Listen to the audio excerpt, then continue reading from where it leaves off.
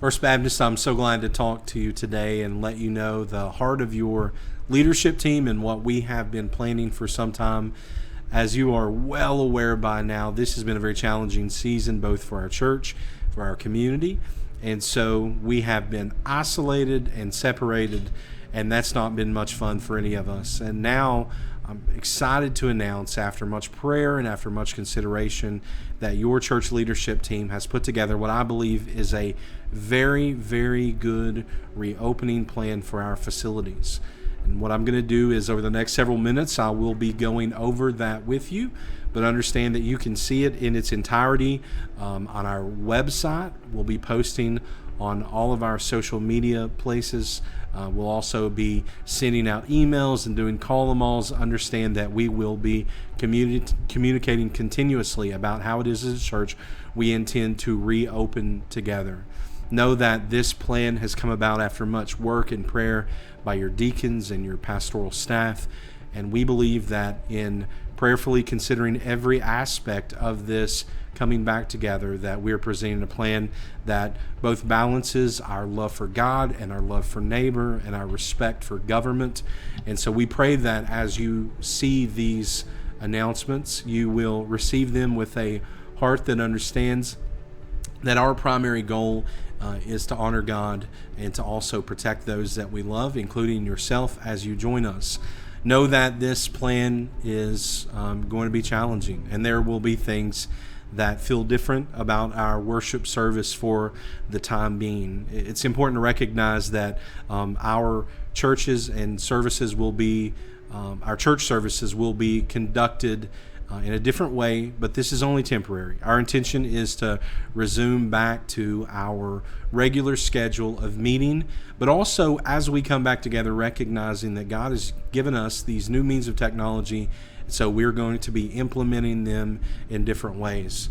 I think you would agree that during this season we have seen an increase in people who have attended our church online, and we have been able to have great gospel conversations. And so I believe with all of my heart that God is going to use this pandemic that has hit our area and our world for His good, for our good, and for His glory. So understand, as I talk about the plans that we're going to undertake, that these may change in the coming weeks as new information occurs and as governmental restrictions are lax and become released.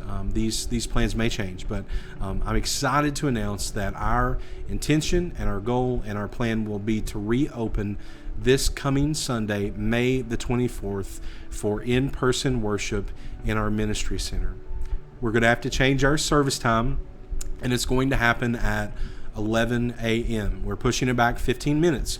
The reason that we're doing this is so that our life groups can continue to meet via Zoom, as many of them are doing right now, and that will give our life group leaders and our life group students ample time to join us in in-person worship. And so in order to accommodate that, we're also asking that our life groups move their regular meeting time from 9:30 a.m. to 9 a.m. So we're asking life groups to start 30 minutes earlier. Our service will start 15 minutes later at 11 a.m.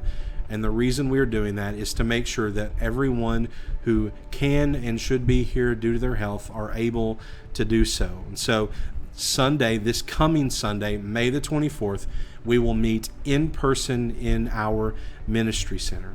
Now, like I said, there will be some changes to our service, and I just want to make you aware of those up front so that you can know what to expect. And here's the way I've looked at this. I'm not very excited about some of these changes myself, but I would do anything to protect you, and I would do anything to be able to meet with you again. And so that's what my heart is going in to these precautions that we're taking, that I'm willing to sacrifice whatever I need to so that I can be with you again for in-person worship. So let's talk about what you can expect and what's going to be different. First off, our entry into the service, into the ministry center, is going to be just a little bit different. We're asking that everyone comes through the front entrance in the ministry center at the beginning of the service. All other entrances are going to be locked. And as you enter into the building, there will be a volunteer there who's going to open the door for you, and they will offer to check your temperature if you would like, and we'll do a general well check and just ask you, hey, how are you feeling? Have you had any symptoms of COVID-19? Has anyone in your family? Questions like that. We're doing that for your good and for the good of our congregation, and so we will offer temperature checks, and we will be doing general well checks. We're also strongly encouraging that anyone over the age of 2 years old wear a face mask. And if you do not have one, we'll have limited availability in the ministry center. We will provide a face mask for anyone who doesn't have one, and we're strongly recommending and encouraging that you wear those. As you come into the building, we're asking that you not linger in the foyer, and you just move right through so that we can make sure that we're properly social distancing the 6 feet recommendation by the CDC and by the state of Kentucky. We will be shepherding you through our foyer entrance on the right. As you walk through our main entrance into the ministry center, there will be someone there with a mask that they will give you. And on the left, you'll see our offering envelopes, which you can pick up on your way in if you plan on making a donation on that day.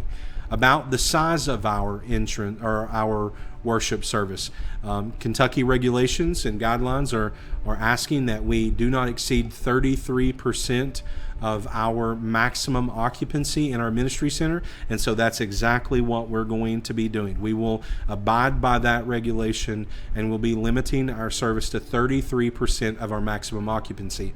Luckily for us, and since God has blessed us so greatly, 33% of the maximum occupancy of our ministry center is still a very large number. So we are very comfortable bringing people in, and we believe that we'll be able to accommodate whatever crowd arrives that first week. If by God's grace our crowd greatly exceeds that occupancy, we will move to a 2-service structure. Understand, we will not be turning anyone away. Our intention is to worship together with everyone that we possibly can.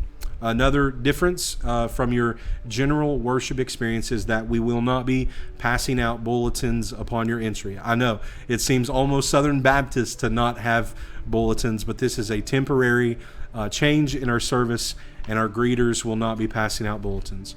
Our greeters will also not be shaking hands. We're going to give a wave and a smile, although you may not be able to see that smile under the mask. Understand that we're smiling, and we will give air high fives and air fist bumps, and we'll wave at each other, and that will suffice for the time being. We'll also have hand sanitizer all over our facilities. We've got stands just about everywhere, and so you'll have plenty of opportunity to use hand sanitizer. We're going to ask that you do that as soon as you walk into the facilities, and every time you pass a hand sanitizer station, one of the automatic ones that we have, we're asking that you go ahead and use that, okay? Ushers are going to be standing at the entrance after you receive your mask, and they will shepherd you and your family unit to your seat, okay? And the good thing about this is we'll be taking care of that process for you. Whatever size your family unit is, we will be able to accommodate it. We'll lead you to your seat, and we're asking that after you sit down, you don't leave your seat, don't switch seats with anybody else. We will provide the appropriate number of seats for whatever your family unit is. According to CDC guidelines, we will be seating family units and then social distancing. So you may sit with your family, but we're asking that you not sit with anyone who does not live in your direct household, okay? So once you find your seat, please stay seated. Don't switch seats with anyone else. We're not having bulletins. We won't have hymn books. We won't have pens. We won't have pencils. The sermon insert that we would typically place in your bulletin will be emailed out on Sunday, and we'll also have the URL link that you can see on the screen and follow so that you can follow along well with our sermon. During the service, you can expect it will be a little bit shorter than normal. We are going to do our best to make sure that we have an appropriate length in our service so that we can protect you well. We'll not be passing an offering plate. We'll have offering boxes at both of our exits as you leave, so you'll have ample opportunity to drop off your offering there. We would ask that you grab an offering envelope as you enter and place it in the box as you leave. In order to minimize the risk of the virus being spread by touch, we're asking that you don't shake hands and you don't hug, just simply nod and wave.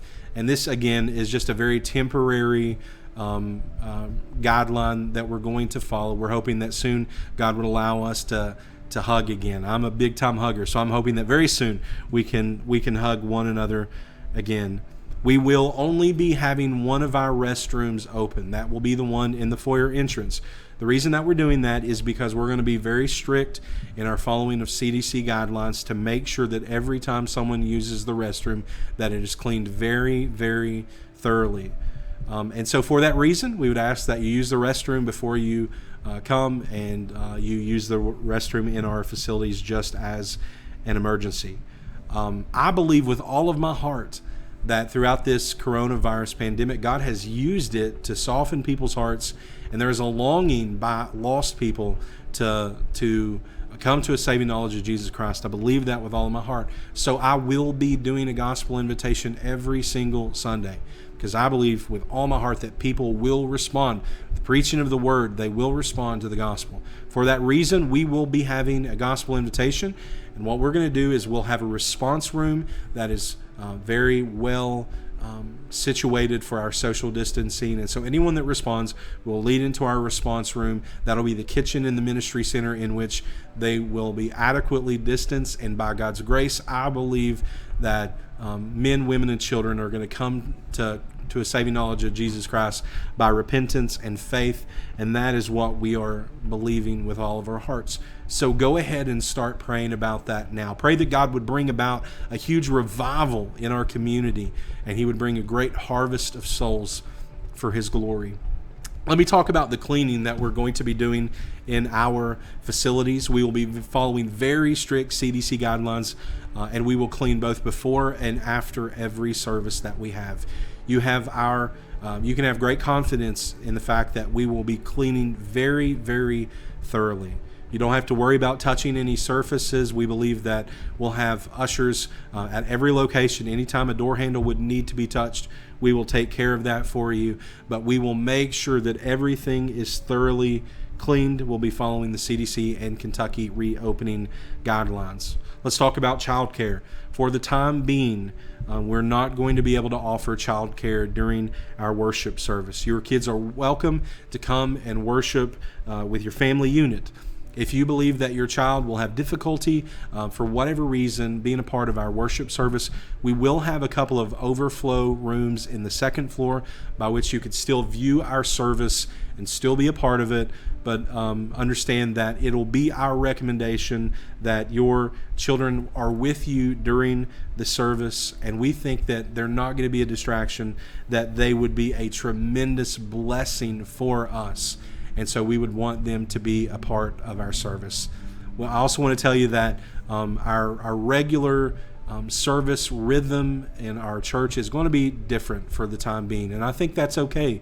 We are going to experiment with different things, and so we'll not have our regular in-person Wednesday night service. We won't have our regular in-person Sunday night service. We're going to focus first on worship. We'll be reopening in phases, and so just kind of consider this our first phase of reopening.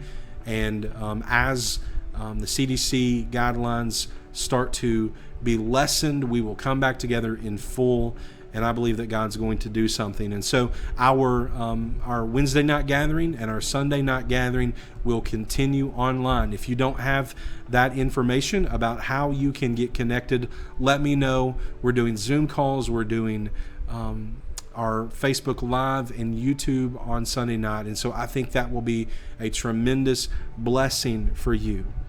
I also want to say this. We understand that some of you may still be uncomfortable with returning back to church. We honor that decision. If you have any reservations whatsoever about returning to our church service, don't worry about it.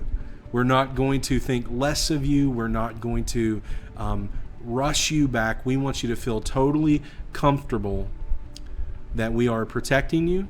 We're going to protect your loved ones. But if you have any reservation, our recommendation would be to just continue watching our online service, which we will continue producing at a very high quality for you. Continue watching us online until you have a spirit of peace and comfort about coming back to worship with us.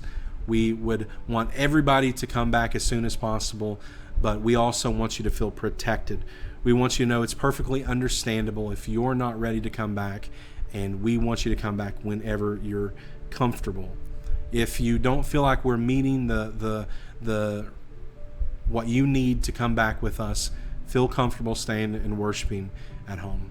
Understand that these decisions have been hard to make, and I have felt your prayers, and our leadership team has felt your continual prayers throughout this process.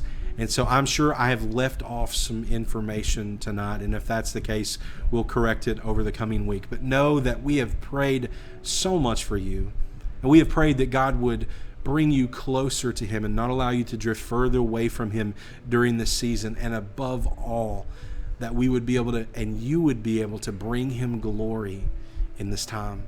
And so my heart has longed to rejoin with you, and I'm so very, very excited that we'll be able to do this coming Sunday, May the 24th at 11 a.m. in our ministry center.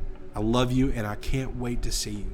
If you have any questions at all about this plan that we have put together, if you have any questions at all about what we will be doing further in the future to make sure that we're protecting everyone in your family, you can give us a call at our church. Our phone number is 606-474-5641, or you can call my cell phone, 606-465-4277.